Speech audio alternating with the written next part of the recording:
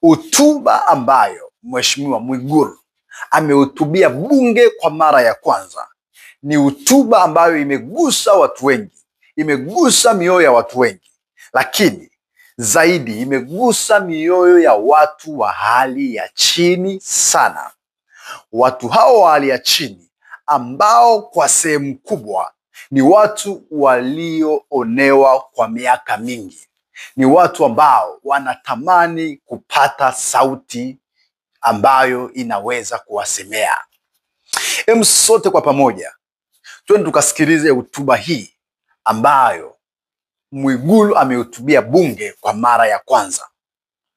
Niwahakikishie Watanzania hasa wa mazingira ya chini watasikilizwa kwenye kila ofisi ya umma.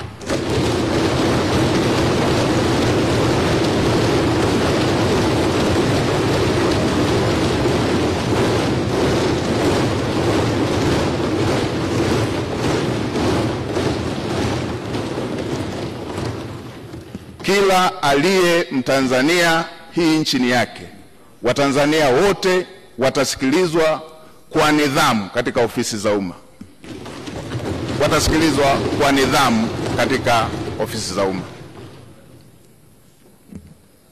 Watanzania watafikisha kero zao, na watumishi wa umma watakwenda kwenye makazi, kwenye maeneo ya Watanzania kutatua kero za Watanzania.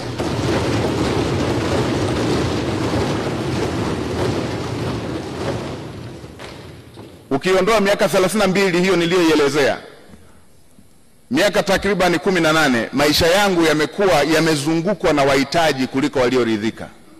Nikiwa na watoto takriban 100 nao kaa nao na bweni la wanawake na wanaume, wasichana na wavulana hapa. Natambua mahitaji na uhitaji wa Watanzania. Naitambua. Kwa kutambua hilo, naamini yale yaliyo dira ya Mheshimiwa Rais katika kutatua kero za Watanzania, niwahakikishie Watanzania nitasimamia kwa uadilifu, nitasimamia kwa jitihada, nitasimamia kwa kuhakikisha kwamba hayo yanatimia.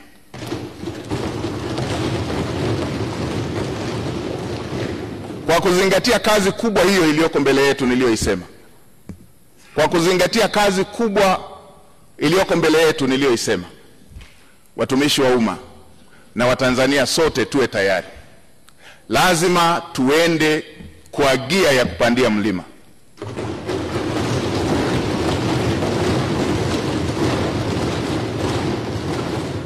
Lazima tuende kwa gia ya kupita kwenye bahari yenye mawimbi.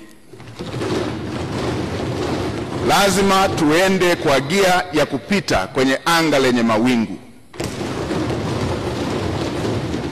Lazima chombo kifike salama na watu wake wakiwa salama. Kwa watumishi wa umma wavivu, wazembe, wala rushwa,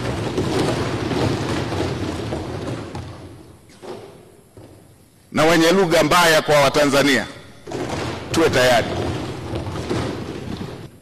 Wavivu wote, wazembe wote ndani ya ofisi za umma,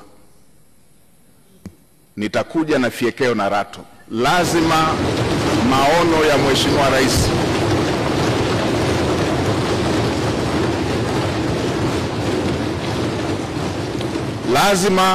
maono ya Mheshimiwa Rais ahadi ambazo Mheshimiwa Rais amewaahidi Watanzania lazima zitekelezwe. Mheshimiwa Spika, katika kumalizia, nitoe rai kwa Watanzania wote.